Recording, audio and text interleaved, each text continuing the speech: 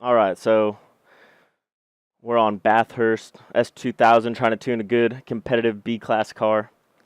This car is kind of weak in the top end, so it's really hard on tracks like this to be competitive when you have other cars running. Quicken the gear ratios because I threw a turbo on her. So I'm trying to stay in the spool. Adjusted this as accordingly. Feels a little off, but got to get down to the fine tuning. I'm going to go ahead and take pretty much all the aero off this car just because it's struggling to get.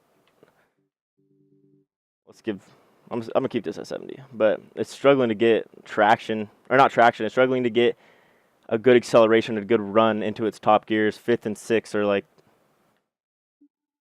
just bogs down, doesn't even get really into the power band until you're going downhill. So in hopes of us getting to our top speed a little bit faster, we'll take down the aero so we're not such a sail, more of a blade through the air.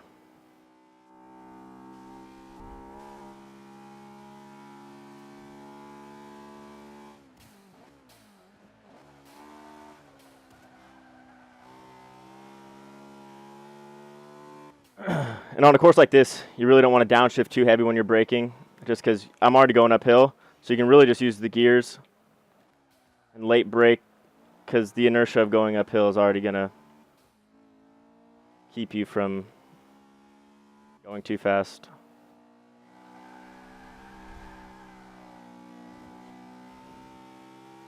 Yeah, this car just feels so sluggish.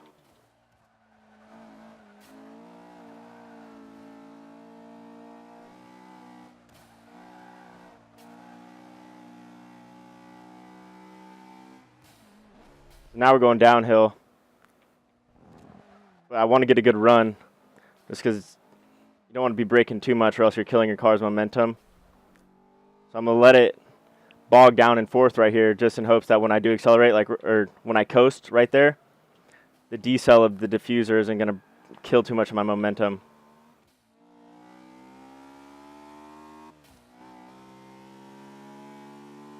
And this is where the aero should come into play. Should help me get to my top speed just that much faster, even though my top speed is not that high in this car because it's a little four-cylinder. But I will feel the no aero on a little sharp dog leg like this. See how it gets a little skittish?